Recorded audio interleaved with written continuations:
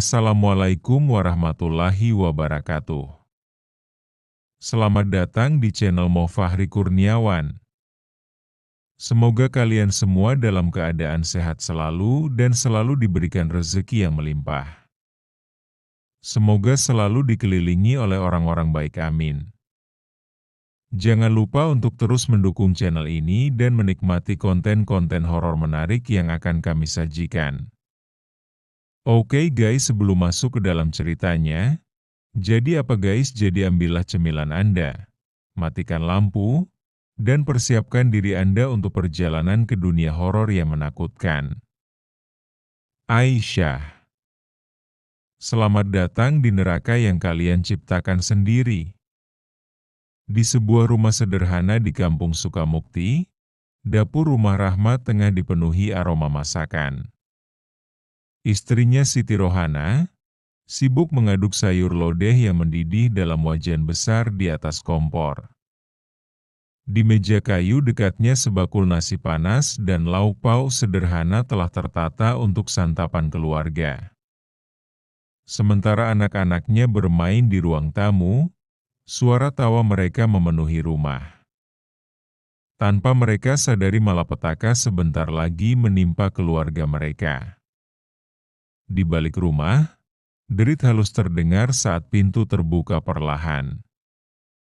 Cepatan bisik Ramdan kepada Jaka, matanya melirik ke dapur tempat Siti Rohana sedang memasak. Santai aja, aman semua, jawab Jaka sambil tersenyum sinis. Ia merapat ke tembok, mengamati korban yang tampak masih sibuk dengan memasaknya. Ia tak menyadari bahaya sedang mengintai. Sebelum melakukan pembunuhan, para pelaku terlebih dahulu meruda paksa Siti Rohana secara bergilir di dapur. Wanita malang itu berusaha melawan tapi sia-sia. Suara tangisnya tertahan oleh genggaman tangan kasar yang menutupi mulutnya. Setelah puas, mereka melanjutkan rencana keji mereka. Ramdan mengayunkan balok keras ke punggung Siti Rohana. Wanita itu terjerembab ke depan, tangannya berusaha menopang tubuhnya di meja dapur. Sebelum ia sempat berteriak, Jaka menusukkan pisau lipat ke lehernya. Darah merembes, napasnya tersengal sebelum akhirnya tubuhnya jatuh ke lantai dengan kejang-kejang. Sementara di ruang tamu, tiga pria lainnya Gito, Bayu, dan Hasan menerobos masuk melalui pintu depan. Gito menggenggam parang panjang, Bayu membawa kapak kecil, dan Hasan hanya mengandalkan tangan kosong. Mereka bergerak cepat menuju ruang keluarga, di mana Rahmat sedang bersantai sambil menyeruput kopi hitamnya. Tak sempat menyadari kehadiran tamu tak diundang, Rahmat tiba-tiba disergap. Siapa kalian? Rahmat berusaha berontak di antara dekapan tiga pria itu. Berisik lu, sahut Gito sambil menyeringai sebelum menebaskan parang sekali lagi. Anak sulung Rahmat, Nabila, menyaksikan kejadian mengerikan itu dari sela-sela pintu kamarnya. Ayah, suara lirihnya hampir tak terdengar, tetapi cukup untuk membuat Gito menoleh. Itu, tangkap dia, perintah Gito. Tak puas dengan aksi keji mereka, para pelaku mulai membersihkan jejak. Hasan dan Bayu menyeret mayat Rahmat ke belakang rumah. Mereka lalu memasukkan tubuh Rahmat ke dalam sumur dengan posisi kepala lebih dulu. Siti Rohana yang sudah meregang nyawa di dapur, ikut dilemparkan ke dalamnya. Begitu pula dengan anak bungsu mereka, Aulia yang baru berusia 3 tahun, yang bahkan tak mengerti apa-apa juga ikut menjadi korban pembunuhan.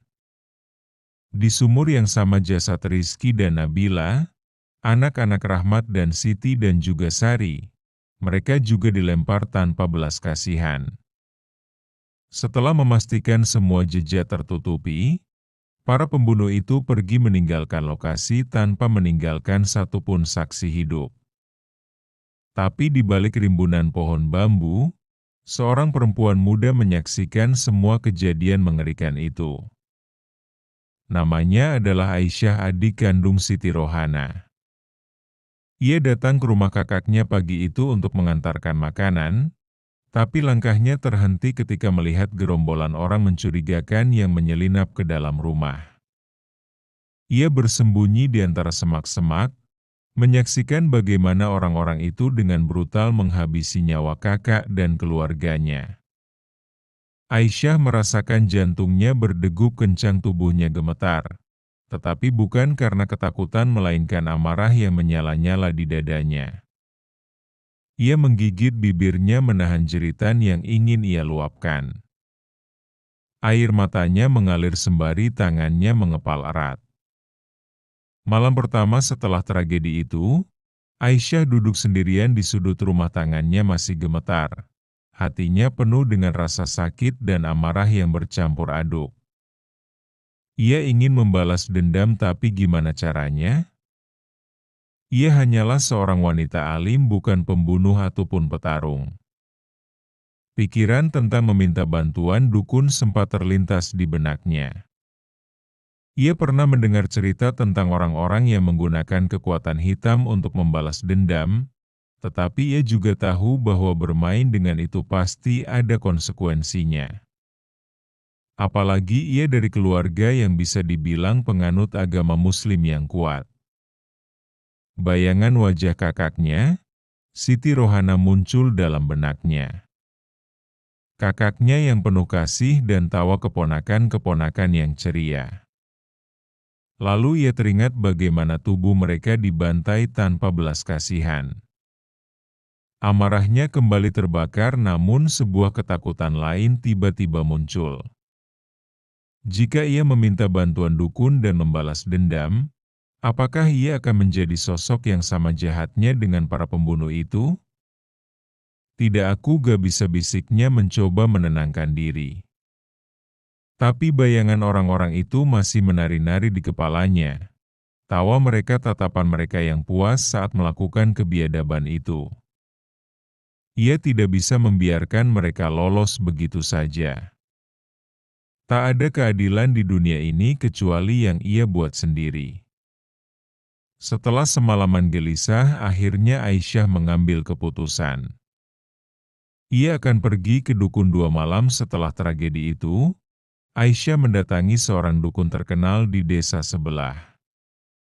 Dengan tubuh berbalut kain hitam dan langkah berat, ia berjalan melewati hutan yang sepi. Angin malam berdesir pelan membawa aroma tanah basah dan dedaunan yang membusuk. Jantungnya berdebar saat ia melihat gubuk tua yang diterangi lampu minyak. Aku tahu kamu akan datang, enduk suara parau seorang lelaki tua terdengar sebelum ia sempat mengetuk pintu. Aisyah menelan ludahnya, tolong saya. Saya mau balas dendam, katanya dengan suara gemetar namun penuh tekad. Dukun itu tersenyum samar menatapnya dengan tatapan datar. Balas dendam tidak datang tanpa harga. Enduk, apa kau siap membayar dengan jiwamu? Aisyah terdiam sejenak lalu mengangguk tanpa ragu. Saya siap, Mbah. Dukun itu lalu mengambil sebuah kendi hitam dan menggambar sebuah simbol aneh di tanah dengan darah ayam hitam yang baru disembelih. Aisyah duduk di tengah lingkaran yang dikelilingi lilin merah. Suara mantra mulai terdengar bergema di dalam gubuk serta telinganya. Angin tiba-tiba berhembus lebih kencang, seolah alam pun ikut merasakan penderitaan yang merasuk ke dalam diri Aisyah. Tiba-tiba tubuhnya kejang, matanya membelalak, dan teriakan lirih keluar dari mulutnya. Ia merasakan sesuatu yang dingin merayapi kulitnya mengalir ke dalam darahnya. Kegelapan merasuk, mengubahnya menjadi sesuatu yang lebih dari sekadar manusia biasa. Ketika ritual selesai, Aisyah membuka matanya. Namun kini sorot matanya bukan lagi kepunyaan seorang gadis alim melainkan seorang iblis yang telah terlahir kembali. "Sekarang pergilah dan tuntaskan dendamu," kata dukun itu dengan suara pelan. Aisyah berdiri, senyum tipis muncul di wajahnya. Malam itu seorang malaikat kematian telah lahir. Setelah keluar dari rumah dukun, tubuh mulai terasa lebih ringan. Aisyah tahu langkah apa berikutnya, mencari informasi tentang para pelaku. Ia harus mengetahui di mana mereka berada, bagaimana mereka hidup setelah melakukan pembantaian itu. Malam itu ia berjalan menuju warung kopi di pinggir desa, tempat orang-orang biasa berkumpul dan bergosip. Ia mengenakan kerudung hitam yang agak panjang untuk menyembunyikan wajahnya. Di sudut warung ia melihat seorang pria tua bernama Pak Kusir, seorang penjaga kebun yang sering berbicara tentang segala hal yang terjadi di desa. Aisyah mendekatinya dengan hati-hati. "Pak, saya dengar beberapa orang dari desa ini menghilang setelah kejadian itu. Apa Bapak tahu di mana mereka sekarang?" Tanyanya dengan suara dibuat setenang mungkin. Pria tua itu mengerutkan kening mengisap rokoknya dalam-dalam sebelum menjawab, "Kamu siapa, Nduk? Kenapa tanya tentang mereka?" Aisyah tersenyum, "Saya cuma penasaran, Pak. Banyak orang di desa bilang mereka pergi karena takut ditangkap ya. Saya ingin tahu apakah itu benar." Pak Kusir menghela napas, "Beberapa memang kabur. Ramdan dan Jaka katanya pergi ke kota sebelah bekerja di pelabuhan. Gito dan Bayu masih di desa. Mereka berpindah-pindah, tapi saya dengar mereka sering ke rumah judi milik Bang Udin." Hasan ia terdiam sejenak lalu berbisik, "Hasan masih ada di sini, katanya dia sering ke sawah belakang rumahnya itu kalau malam. Entah apa yang dia lakukan di sana." Mendengar itu Aisyah menelan ludahnya. Napasnya memburu, sekarang dia punya petunjuk. "Terima kasih, Pak. Saya cuma penasaran aja kok," ujarnya sebelum beranjak pergi. Namun sebelum ia benar-benar meninggalkan warung, Pak Kusir berkata pelan, "Hati-hati, Nduk, bahaya. Ndak usah deket-deket mereka. Orang-orang kayak mereka itu gak akan ragu membunuh lagi." Aisyah tak menjawab, ia hanya berjalan cepat meninggalkan tempat itu. Sekarang ia tahu harus mulai dari siapa. Setelah mendapatkan informasi dari Pak Kusir, Aisyah memutuskan untuk memulai dengan Hasan. Ia masih berada di desa, sering terlihat di sawah belakang pada malam hari. Aisyah tahu ini adalah kesempatan untuk mengawasi pergerakannya. Malam itu dengan hati penuh dendam Aisyah menyelinap menuju sawah yang dimaksud. Cahaya bulan samar-samar menerangi jalan setapak yang ia lalui. Dari kejauhan ia melihat seorang berdiri di bawah pohon besar. Ya, benar, itu Hasan. Aisyah bersembunyi di balik pohon yang tak jauh dari Hasan, berdiri mengamati. Hasan terlihat gelisah mondar-mandir sambil merokok. Sesekali ia melihat ke sekelilingnya, seakan takut ada yang mengawasinya. Bajingan itu masih punya rasa takut rupanya, gumam Aisyah pelan. Tiba-tiba suara langkah kaki lain terdengar. Seorang pria muncul menghampiri Hasan. Aisyah mengenali sosok itu, Bang Udin, pemilik rumah judi yang disebut Pak Kusir. "Lo belum bayar utang, San?" Suara Bang Udin terdengar kasar. Hasan tertawa kecil meski jelas terlihat gugup. "Sabar Bang, gue pasti bayar." Bang Udin mencengkeram kerah baju Hasan. Gue nggak butuh janji, lo pikir gue main-main desisnya. Hasan berusaha melepaskan diri. Bang, kasih gue waktu dikit lagi. Gue lagi ngurus sesuatu. Bang Udin meninju perut Hasan membuatnya terhuyung. Aisyah menahan napas, ia tersenyum tipis. Hasan sedang dalam masalah, ini bisa jadi kesempatan. Ketika Bang Udin pergi meninggalkan Hasan yang terbatuk kesakitan, Aisyah bergerak perlahan mendekat. Ia harus menyusun rencana. Hasan tidak bisa mati begitu saja, ia harus merasakan penderitaan yang sama seperti yang dialami keluarganya. Setelah merasa cukup mencari tahu, Aisyah memutuskan untuk pergi dari tempat itu. Malam berikutnya setelah ritual, Aisyah kembali ke rumahnya dengan tubuh yang terasa berbeda. Ada sesuatu yang mengalir dalam dirinya, sesuatu yang gelap kuat, dan mendidih bersama dendam di hatinya. Sepanjang perjalanan pulang langkahnya lebih mantap, seolah tidak ada lagi keraguan dalam benaknya. Setibanya di rumah, ia menyalakan sebuah lilin berwarna merah dan duduk di lantai, menatap bayangannya yang terpantul di kaca jendela. Matanya kini lebih tajam, wajahnya lebih dingin. Ia menggenggam segenggam tanah yang diberikan sang dukun, lalu menaburkannya ke atas kertas yang berisi nama-nama para pembunuh keluarganya. Ramdan, Jaka, Gito, Bayu, Hasan, Iwan dan Hendra, gumamnya pelan. Suara-suara dari sosok mengerikan ketika ia ritual masih terngiang di kepalanya. Aisyah menutup matanya, merasakan kekuatan baru yang mengalir dalam darahnya.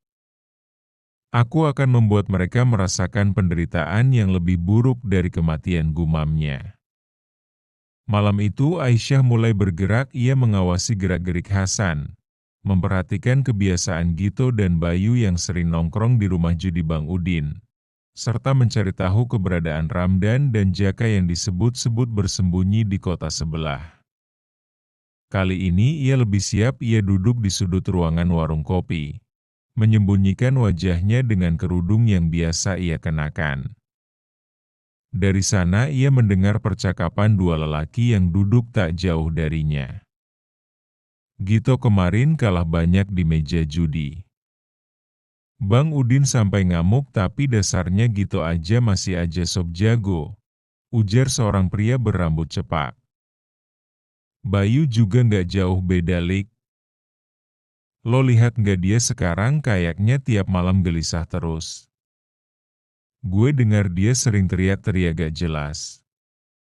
Katanya ada yang ngikutin dia, sahut pria lainnya. Aisyah tersenyum tipis, itu berarti efek ritualnya mulai bekerja. Ia lalu bangkit perlahan dan meninggalkan warung, menuju rumah Bang Udin untuk mulai rencana selanjutnya. Para pembunuh itu tidak tahu bahwa kematian sedang mengintai. Malam itu langit tampak lebih gelap dari biasanya. Angin berhembus pelan membawa aroma tanah basah setelah hujan sore tadi. Aisyah berdiri di balik pohon besar di dekat rumah Hasan, mengamati pria itu yang baru saja pulang dalam keadaan mabuk. Ia berjalan sempoyongan, mulutnya masih bergumam tak jelas, tak menyadari jika ada seseorang yang sedang mengikutinya. Saat Hasan membuka pintu rumahnya, Aisyah bergerak cepat, ia berlari dan sebelum Hasan sempat bereaksi, seutas tali melingkar erat di lehernya dari belakang. Hasan menggapai-gapai, tubuhnya meronta, tetapi Aisyah menarik tali lebih kencang, membuatnya kehabisan napas. Kau ingat malam itu? Bisik Aisyah dingin di telinganya. Malam saat kau tertawa setelah membunuh keluargaku?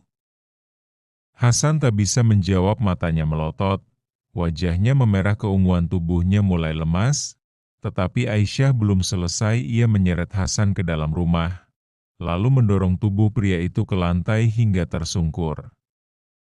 Hasan terbatuk berusaha mengambil napas, tetapi Aisyah menekan dadanya dengan lutut membuatnya tak bisa bergerak. "Kau tidak akan mati semudah itu," katanya. Suaranya penuh kebencian. Dengan gerakan cepat Aisyah mengeluarkan sebilah pisau dapur yang sudah ia bawa dari rumah. Hasan mencoba berteriak, tetapi Aisyah menyumpal mulutnya dengan kerudungnya. "Rasakan apa yang dirasakan kakakku." Tanpa ragu ia menusukkan pisaunya 2 kali ke alat kelamin Hasan. Hasan menjerit tertahan, tubuhnya melengkung kesakitan. Darah mengalir deras membasahi lantai rumahnya. Ia menggeliat kesakitan, air matanya bercucuran, tetapi Aisyah hanya menatapnya tanpa belas kasihan. "Kau pikir bisa lolos?" Hasan tak menjawab. Kesadarannya mulai menghilang karena rasa sakit yang luar biasa, terlihat dari cara Hasan mengerang. Aisyah mencengkram rambutnya menyeret tubuh lemas Hasan keluar rumah. Dengan sisa tenaganya Aisyah mengikat leher Hasan dengan tali yang telah disiapkan di dahan pohon depan rumah. Dalam hitungan ketiga Aisyah menarik kuat-kuat tali hingga tubuh Hasan tergantung. Tubuhnya lalu berayun, darah masih menetes dari luka mengerikannya. Aisyah berdiri di bawahnya menatap puas. Keesokan paginya suasana di kampung Sukamukti mendadak gempar. Jeritan seorang ibu yang sedang berjalan menuju sawah terdengar histeris. "Ya Allah Mas Hasan!" teriaknya. Tak lama setelah ibu itu teriak meminta tolong berulang kali, beberapa penduduk desa segera berdatangan. Mereka terkejut setelah melihat tubuh lelaki itu tergantung kaku, wajahnya membiru, matanya terbuka lebar dengan ekspresi ketakutan. Apalagi setelah melihat jika lelaki itu tanpa busana dan ada darah mengering di pahanya. Bekas luka menganga tampak jelas di tempat yang seharusnya menjadi kejantanan seorang pria. Pak Kusir yang ikut berkerumun menelan ludah. "Astaga, ngenes banget, mati musan." Tak lama kepala desa datang bersama beberapa warga lain. Mereka lalu menurunkan mayat Hasan dengan susah payah. Begitu tubuhnya menyentuh tanah, beberapa warga langsung mundur, jijik melihat keadaan mayat yang mengenaskan. "Ini bukan pembunuhan biasa, Pak. Ini penyiksaan namanya," ujar kepala desa sambil mengusap janggutnya. Sementara itu dari banyaknya warga yang berkerumun, Aisyah mengamati semua itu dengan wajah tanpa ekspresi sembari mendengarkan desas-desus yang mulai menyebar. Ia tahu setelah kejadian ini desa akan semakin waspada. Para pelaku lainnya pasti akan ketakutan. Itu yang ia inginkan, teror sebelum kematian. Siang itu suasana di pemakaman desa dipenuhi warga yang datang untuk mengantarkan jenazah Hasan ke peristirahatan terakhirnya. Meski banyak yang hadir, tak ada yang benar-benar merasa kehilangan. Hasan dikenal sebagai pembuat onar, dan sebagian besar warga hanya datang karena penasaran dengan kejadian mengerikan yang menimpanya. Jenazah Hasan sudah dimandikan dan dibungkus kain kafan, tetapi ada sesuatu yang janggal. Darah masih terus mengucur dari bagian tubuhnya yang terpotong, bahkan setelah berjam-jam sejak kematiannya. "Ini nggak wajar sih," bisik seorang warga. Beberapa orang yang memandikan jenazah pun kebingungan. Seharusnya setelah dimandikan dan dikafani tubuhnya tidak lagi mengeluarkan darah. "Kami sudah coba membalut luka dengan kain tebal, Pak, tapi darahnya nggak berhenti," kata salah satu pemandi jenazah dengan suara gemetar. Warga mulai berbisik-bisik, beberapa bahkan melangkah mundur takut ada sesuatu yang menyertai kematian Hasan. Seorang sesepuh desa Mbah Wira maju ke depan. Lelaki tua itu mengusap janggutnya sebelum berkata dengan suara berat, Ini bukan luka biasa, ini pertanda bahwa arwahnya tidak diterima, atau ada sesuatu yang belum tuntas. Terus apa yang harus kita lakukan? Mbah tanya kepala desa. Mbah Wira menatap jenazah Hasan dengan mata tajam. Setelah beberapa saat berpikir, ia mengeluarkan seutas tali rotan dari tas kain lusuhnya. Ikat ujung luka itu dengan rotan ini, perintahnya. Para pemandi jenazah saling berpandangan ragu, tapi tak ada pilihan lain. Dengan tangan gemetar mereka mengambil tali rotan dan mengikatnya erat di bagian vital Hasan yang telah terpotong. Sejenak semua orang menahan napas. Beberapa detik kemudian darah yang mengucur deras tiba-tiba berhenti. Astagfirullah, gumam salah satu warga. Semua yang hadir bergidik.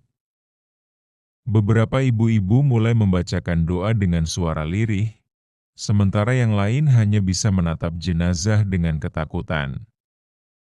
Mbah Wira menarik napas panjang. Kuburkan dia sekarang, jangan ditunda lagi. Dengan perasaan tak menentu, warga segera membawa jenazah Hasan ke liang lahat. Saat tanah mulai menimbunnya, suasana tetap sunyi, seolah alam pun enggan menerima jasadnya. Setelah prosesi selesai, satu persatu warga meninggalkan pemakaman dengan perasaan yang aneh. Dari kejauhan Aisyah memperhatikan semuanya dengan seksama. Sekarang kau benar-benar mati, San, bisiknya sebelum pergi meninggalan area pemakaman. Malam itu ketegangan menyelimuti rumah Gito, salah satu pelaku pembantaian keluarga Rahmat. Di dalam ruangan yang remang-remang 5 orang duduk melingkar Gito, Bayu, Jaka, Iwan dan Ramdan. Mereka gelisah. Hasan mati dengan cara yang mengerikan, dan mereka semua tahu bahwa ini bukan kematian biasa. Gue denger nih dari orang-orang, kalau darahnya Hasan masih ngucur sampai di kuburan, kata Bayu sambil menghisap rokoknya dalam-dalam. Matanya menyipit menatap Gito yang duduk di depannya. Lo percaya itu? Gito mengusap wajahnya dengan kasar. Gue nggak peduli sama darahnya, yang jelas Hasan mati dan lo tahu gimana caranya? Potongannya astagfirullah, siapapun yang bunuh dia bukan orang biasa. Jaka menegakkan punggungnya. Gue rasa ini ulah Bang Udin, lo tahu sendiri. Hasan punya utang sama dia kan? Bisa jadi ini hukuman dari orang-orangnya Bang Udin. Ramdan yang sejak tadi diam tiba-tiba mendengus. Lo beneran percaya itu? Nggak masuk akal, Jak. Bang Udin emang kejam, tapi dia nggak mungkin sekasar ini. Hasan bukan cuma mati, dia disiksa sebelum mati. Lo kira Bang Udin punya waktu buat ginian? Suasana ruangan semakin mencekam. Bayu menggigiti kukunya sementara Gito menggeleng pelan. Gue rasa ada sesuatu yang lain deh, ucap Gito lirih. Gito menelan ludahnya. Gue nggak tahu, tapi lo inget nggak? Malam itu ada satu orang yang harusnya mati tapi nggak. Semua terdiam, kepala mereka memikirkan hal yang sama. Aisyah, bisik Bayu, wajahnya mendadak pucat. Ramdan tertawa kecil tapi suaranya terdengar getir. Si Aisyah itu nggak mungkin bisa bunuh orang, lo tahu sendiri kan? Dia gak ada di sana malam itu, jadi dia gak bakal tahu kalau pelakunya itu kita. Tapi lo yakin gak kalau dia gak punya dendam, sahut Jaka cepat. Kita bunuh keluarganya, Ram.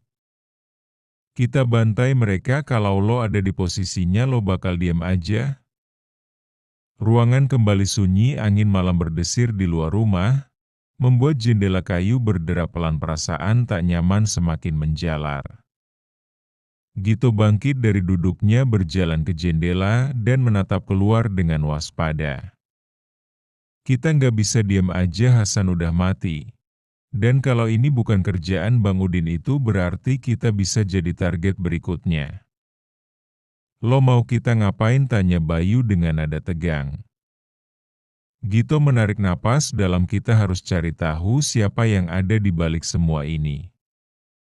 Kalau emang ada orang yang ngejar kita bunuh duluan sebelum kita yang dibunuh. Ramdan mengangguk meskipun raut wajahnya masih menunjukkan ketidakpercayaan. Terserah, tapi gue gak percaya kalau ini kerjaan Aisyah. Dia itu cuma cewek lemah. Di dalam rumah Gito suasana semakin berat. Meskipun lampu masih menyala, rasa cemas masih begitu terasa. Bayu gelisah, kakinya terus menggoyang kursi tempatnya duduk Jaka mondar-mandir. Sementara Ramdan masih bersandar santai di dinding dengan tangan disilangkan di dada. Gue gak bisa diam aja, seru Bayu. Suaranya mulai meninggi. Ini gak beres, Hasan mati dengan cara yang gak masuk akal. Sekarang kita di sini cuma ngobrol doang, kalau besok ada di antara kita yang mati lagi gimana? Jaka menghentikan langkahnya dan menunjuk ke arah Bayu. Itu dia masalahnya, kita gak tahu siapa yang bunuh Hasan. Lo bilang ini kerjaan Bang Udin, tapi gue rasa ada sesuatu yang lain deh. Sesuatu yang lain maksud lo apa? Tanya Ramdan dengan nada mengejek. Lo pikir ini kerjaan setan? Arwahnya Rahmat gentayangan terus dendam sama kita, jangan konyol Jak. Jaka mendekati Ramdan dan menatapnya tajam. Gue gak bilang ini ulah setan. Tapi gue juga gak percaya ini kerjaan Bang Udin. Coba pikir kalau ini urusan utang, kenapa Bang Udin harus mutusin titinya Hasan? Kenapa harus digantung di depan rumahnya sendiri? Ini lebih ke balas dendam si Gito yang sejak tadi diam akhirnya angkat bicara. Lo semua juga tahu kan kalau ini bukan kematian biasa. Dan gue juga mulai mikir kalau ini bisa jadi ulah seseorang yang dendam sama kita. Bayu menelan ludahnya Aisyah. Ruangan kembali sunyi, nama itu membuat mereka semua terdiam. Meskipun Ramdan masih tampak tak peduli. Lo semua mulai terdengar kayak banci penakut, tahu gak? Ucap Ramdan sambil tertawa kecil. Aisyah perempuan itu, lo pikir dia yang motong titik Hasan dan gantung dia di pohon? Lo pikir dia tiba-tiba jadi pembunuh kejam gitu? Gak percaya gue. Terserah lo udah mau percaya atau gak, potong Jaka. Tapi kita harus mulai waspada. Lo pikir setelah Hasan kita aman? Kalau ini memang balas dendam berarti kita semua dalam masalah. Bayu mengusap wajahnya dengan kasar. Terus kita harus gimana? Gito berpikir sejenak sebelum menjawab. Kita harus tetap dekat satu sama lain, jangan ada yang pergi sendirian apalagi malam-malam. Kita juga harus cari tahu lebih banyak soal Aisyah. Kalau dia benar-benar yang kita pikirkan, kita harus bertindak sebelum dia bertindak lebih dulu. Maksud lo kita bunuh dia? Tanya Ramdan dengan nada mengejek. Gito menatapnya tajam. Kalau perlu seketika suasana ruangan menjadi lebih dingin. Tidak ada yang berbicara, tapi di kepala mereka masing-masing, ketakutan mulai berubah menjadi paranoia. Tak ada yang bisa dipercaya, bahkan mereka sendiri. Lo semua ini kebanyakan nonton film horor, seru Ramdan sambil menepuk dahinya. Aisyah itu perempuan alim, lo inget nggak? Tiap sore dia ngaji di musala, tiap Jumat dia ikuti ibu-ibu pengajian. Mana mungkin dia tiba-tiba jadi pembunuh? Jaka tertawa keras. Ngaji pengajian? Ya kali pengajian ngajarin cara motong titik orang. Bayu yang sejak tadi tegang mendadak terkikik. Iya sih, gue nggak pernah dengar ceramah yang isinya anak-anak. Kalau mau balas dendam jangan lupa silet bagian titinya dulu ya. Gito menahan senyum tapi wajahnya tetap serius. Gue ngerti maksud lo Jak. Tapi lo juga harus mikir kita nggak tahu apa yang terjadi sama dia setelah malam itu. Orang yang kehilangan semua yang dia punya bisa berubah jadi apa aja.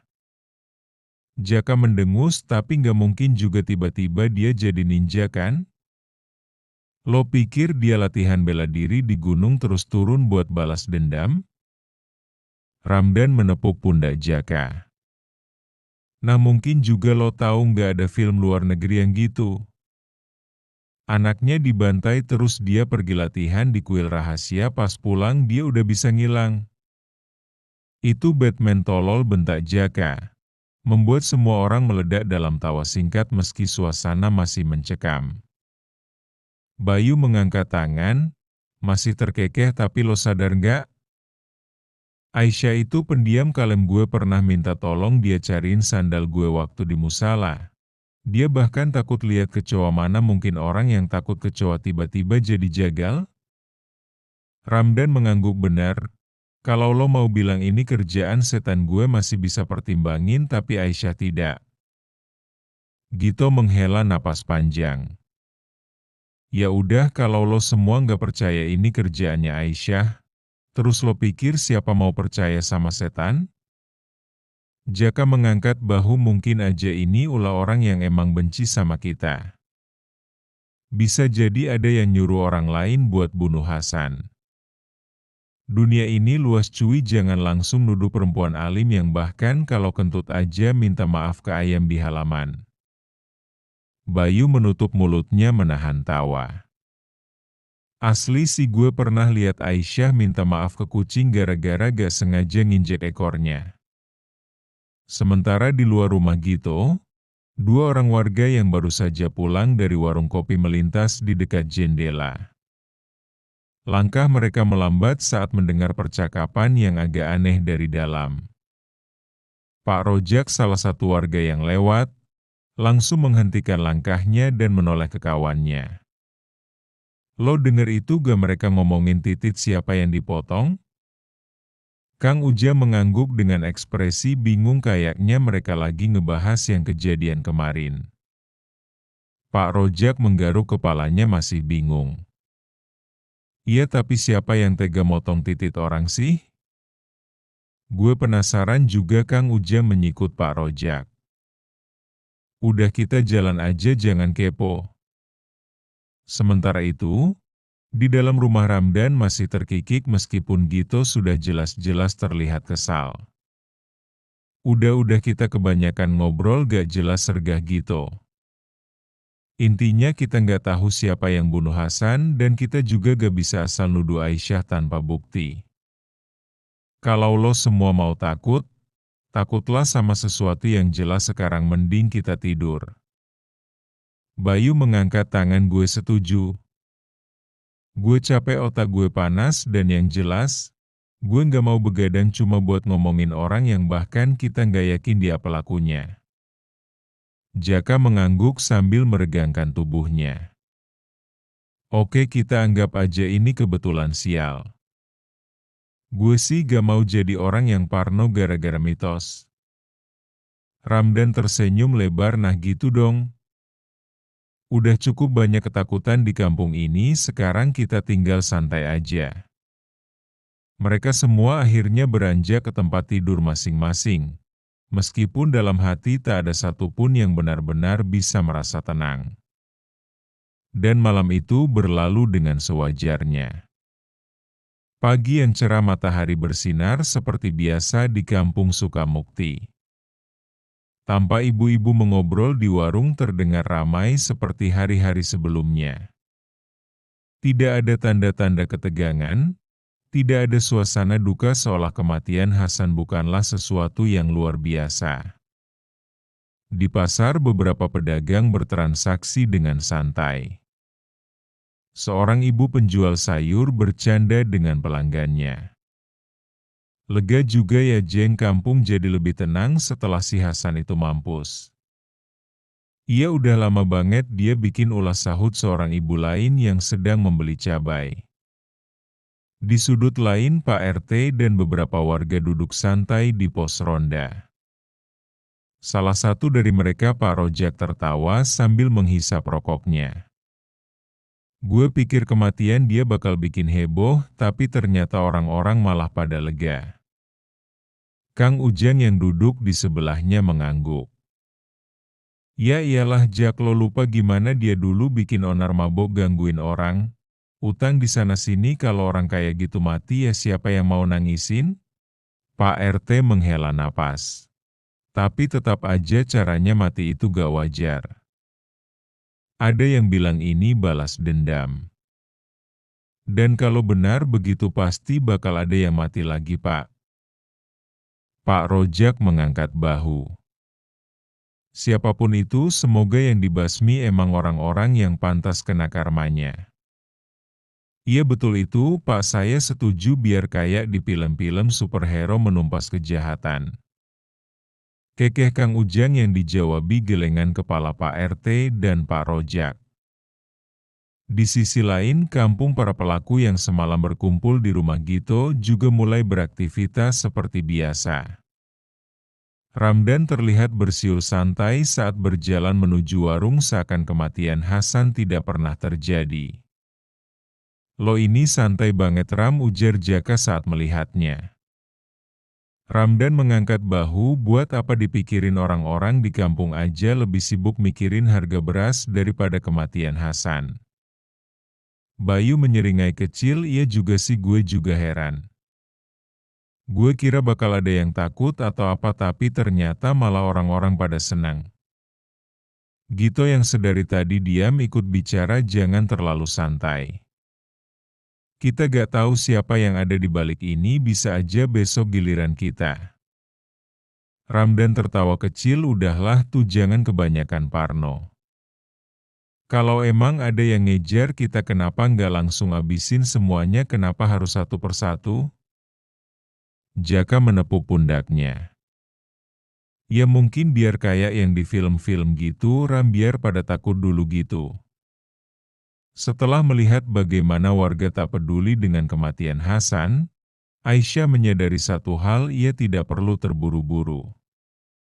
Tidak ada yang mencurigai bahwa kematian itu disengaja. Itu berarti ia punya lebih banyak waktu untuk merancang eksekusi berikutnya dengan lebih rapi. Siang itu Aisyah berjalan ke pasar tempat sebagian besar warga berkumpul. Dengan pakaian sederhana dan kerudung yang menutupi sebagian wajahnya, ia tampak seperti perempuan desa biasa. Ia berhenti di salah satu lapak sayur, berpura-pura memilih tomat sambil memperhatikan dari ekor matanya Bayu dan Jaka sedang duduk di warung kopi, bercengkerama dengan beberapa warga. Ia melangkah mendekat, sengaja melambat saat melewati meja mereka. Aisyah, suara Jaka membuatnya berhenti. Ia menoleh perlahan lalu tersenyum tipis. Iya Bang Jaka. Bayu yang sedang menyeruput kopinya langsung melotot kaget. Lo masih di sini? Gue pikir lo udah ninggalin kampung ini. Aisyah tertawa kecil meskipun ada sesuatu yang gelap tersembunyi di balik matanya. Kenapa saya harus pergi, ini kampung saya juga Bang. Lagian gak ada alasan buat saya ninggalin semuanya kan. Jaka mengamati wajahnya dengan sedikit ragu. Lo nggak takut tinggal di sini sendirian maksud gue? Aisyah pura-pura menghela napas panjang. Awalnya saya takut, tapi sekarang saya udah nerima semuanya. Yang udah mati, ya mati, kita yang hidup harus lanjutkan. Bayu mengangguk menelan ludahnya. Kata-kata Aisyah terasa aneh di telinganya. Ia mengira perempuan itu akan trauma, menangis tiap hari atau setidaknya menjauh dari desa ini. Tapi sekarang dia ada di sini duduk dengan mereka berbicara dengan nada santai seakan semuanya baik-baik saja. Gue salut sama lo Syah, kata Jaka akhirnya. Lo kuat banget. Ya kalau nggak kuat saya nggak bakal bertahan Bang, jawab Aisyah sambil tersenyum. Gito yang baru saja masuk ke warung terdiam di ambang pintu menatap Aisyah dengan curiga. Ia tak mengatakan apa-apa, hanya berjalan ke meja dan duduk di kursinya sendiri. Dalam pikirannya ada sesuatu yang terasa janggal.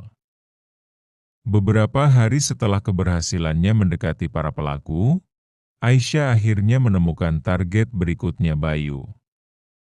Lelaki itu sering pulang larut malam dalam keadaan mabuk. Berjalan sempoyongan tanpa peduli keadaan sekitar itu membuatnya menjadi mangsa yang sempurna. Malam itu Bayu berjalan pulang dari rumah judi Bang Udin.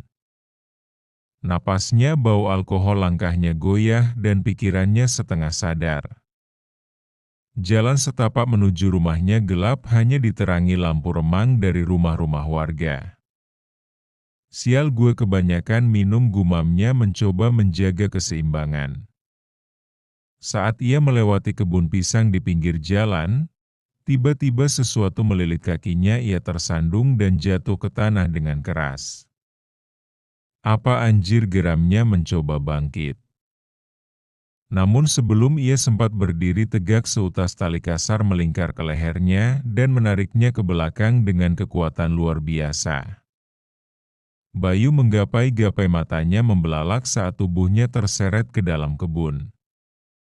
Ia menendang dan berusaha melepaskan jeratan itu, tetapi kekuatan yang menariknya terlalu kuat. Saat akhirnya ia berhenti terseret, Bayu mendongak dengan napas terengah-engah, matanya membiasakan diri dengan gelap. Di depannya berdiri sosok yang paling tidak ingin ia lihat, Aisyah. Ia mengenakan kain hitam yang membalut tubuhnya, wajahnya samar terlihat dalam remang. Mata dinginnya menatap langsung ke dalam jiwa Bayu yang kini dipenuhi ketakutan. Aisyah, suaranya bergetar, lo ngapain di sini? Aisyah tidak menjawab. Ia hanya melangkah perlahan ke arahnya, membawa sesuatu di tangannya, sebuah kapak kecil. Tunggu, lo jangan main-main, Syah. Bayu mundur dengan tubuh gemetar, tangannya terangkat seakan meminta belas kasihan. Gue nggak ada urusan sama lo, oke? Kalau ini tentang Hasan, gue nggak ada hubungannya sama itu. Aisyah masih diam, ekspresinya tanpa emosi, hanya ada kebencian dalam tatapannya. Bayu berusaha berdiri dan lari, tapi sebelum ia sempat berbalik, Aisyah lebih dulu menarik tali yang masih menjerat leher Bayu, membuatnya terhuyung mundur sebelum akhirnya Aisyah mengayunkan kapaknya tepat ke pundaknya. Bayu jatuh tersungkur ke tanah, mencengkeram pundaknya yang kini mengucurkan darah.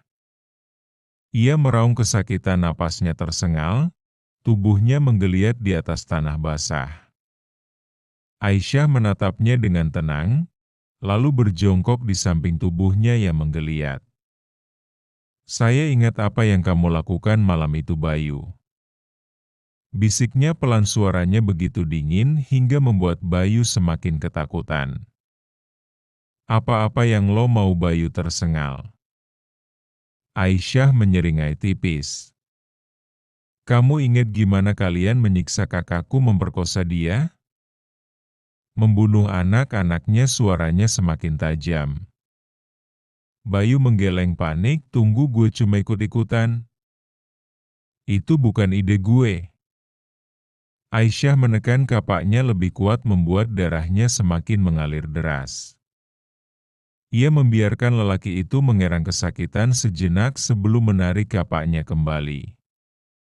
Kalian semua pikir bisa hidup dengan tenang setelah apa yang kalian lakukan, bisik Aisyah lagi. Kalian pikir saya bakal membiarkan kalian lolos begitu aja? Bayu menangis, tubuhnya mulai melemah karena kehilangan darah. Aisyah, tolong, gue mohon.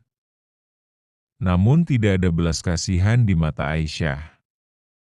Ia mengambil tali yang sebelumnya digunakan untuk menyeret Bayu, lalu dengan mudah mengikat pergelangan tangannya ke belakang.